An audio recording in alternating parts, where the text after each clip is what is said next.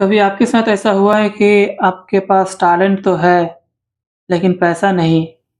या किसी चीज़ को बहुत चाहा लेकिन हालात ने साथ नहीं दिया? दोस्तों, आज की कहानी बिल्कुल ऐसे ही लड़के की है, आयान की, जिसके पास खाली जेब लेकिन भरा हुआ दिल और हिम्मत। हेलो दोस्तों, मैं हूँ नूर और आप देख रहे हैं टॉक फॉर इंग्लिश, जहाँ हम इंग्लिश सीखते हैं आसान हिंदी एक्सप्लेनेशन के साथ। आज की वीडियो में हम पढ़ेंगे स्टोरी द एम्प्टी पॉकेट और साथ ही सीखेंगे इम्पोर्टेंट वर्ड इंग्लिश, उनके हिंदी मीनिंग्स, ग्रामर रूल्स और ट्रांसलेशन भी। तो वीडियो को एंड तक ज़रूर देखिए क्योंकि ये कहानी बदल देगी आपका सोचने का तरीका about hard work, poverty, and self-respect. Let's begin the empty pocket यानी कि दोस्तों खाली जेब। स्मॉल टाउन, एक छोटा सा शहर में there lived a boy named Ayaan. दोस्तों, आयान नाम का एक लड़का रहता था दोस्तों। He was 12 years old and very poor। दोस्तों, वह 12 वर्ष का था और बहुत गरीब था। His father had died when he was young। उनके पिता की मृत्यु हो चुकी थी जब वह छोटे थे, मतलब जब वो छोटे थे तभी उनके पिता की मृत्यु हो गया था दोस्तों।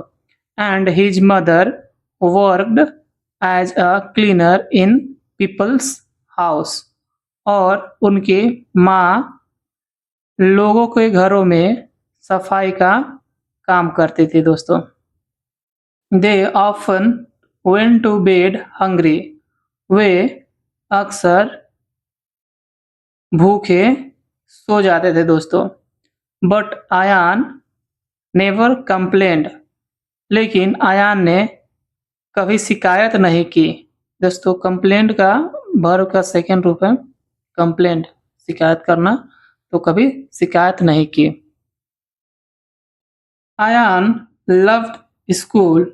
आयान को स्कूल से मतलब प्यार था या फिर आयान को स्कूल काफ़ी पसंद था। But many days he went without lunch.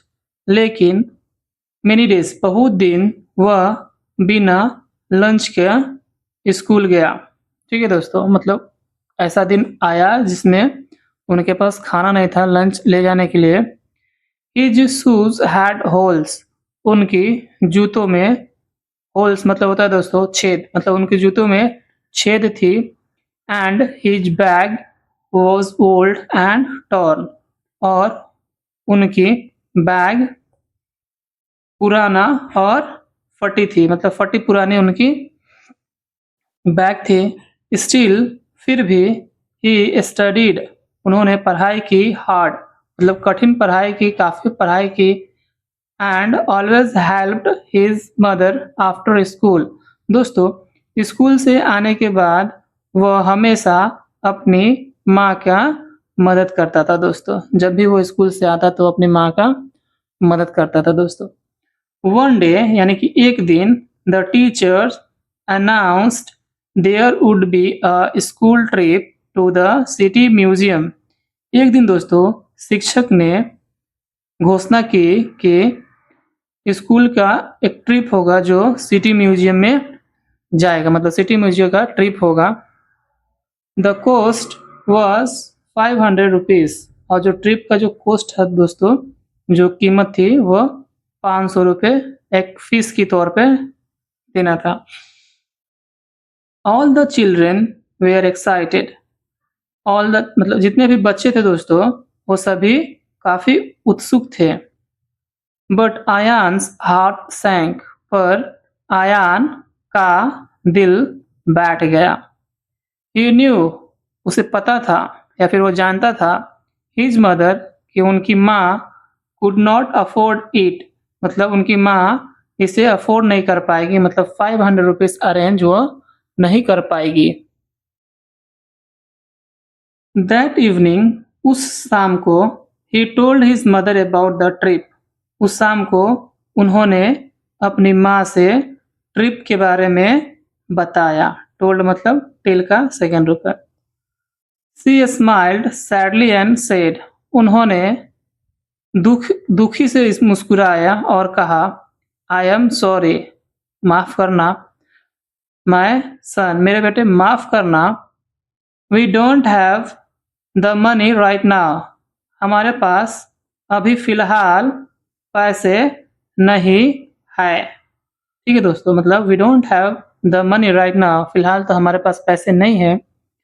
Ayaan nodded and pretended it was fine, Ayaan ने सर हिलाया।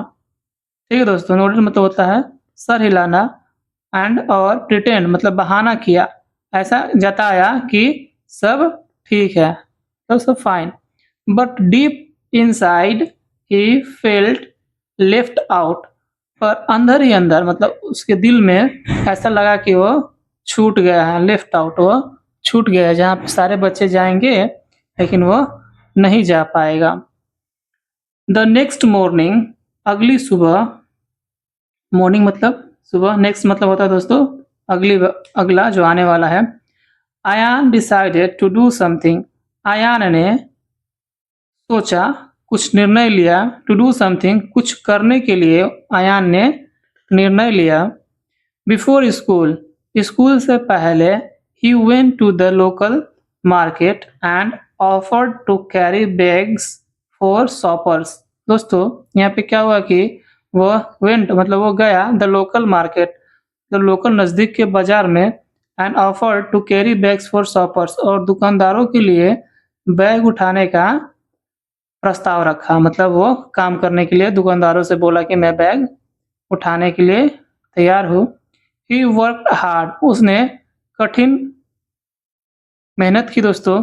Running from one shop to another, मतलब दोस्तों वो जाता रहा एक दुकान से दूसरे दुकान तक, मतलब बैग लेके वो जाता रहा। And by evening he had earn 200 rupees, और बाय इवनिंग शाम तक उन्होंने 200 रुपये कमा चुका था दोस्तों। ठीक है।